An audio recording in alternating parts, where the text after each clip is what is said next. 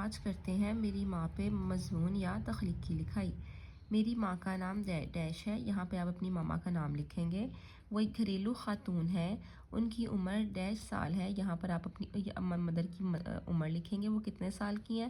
وہ be add ہے، وہ لذیذ کھانا بناتی ہیں، وہ ایک نیک اور پاکیزہ خاتون ہے، وہ صبح سویرے اٹھتی ہیں، وہ روزانہ 5 وقت کی نماز ادا کرتی ہیں، وہ باقاعدگی سے قرآن پاک کی تلاوت کرتی ہیں، وہ ہمارے گھر کو ہمیشہ صاف ستھرا رکھتی ہیں، وہ پڑھائی میں ہم سب بہن بھائیوں کی مدد کرتی ہیں، وہ ہمیں اچھی اور دینی باتیں بتاتی ہیں، وہ میری بہترین رازدار ہیں، وہ ہمیشہ سچ بولتی اور ہمیں بھی سچ بولنے کی تاکید کرتی ہیں، وہ ہم سب کا بہت خیال رکھتی ہیں۔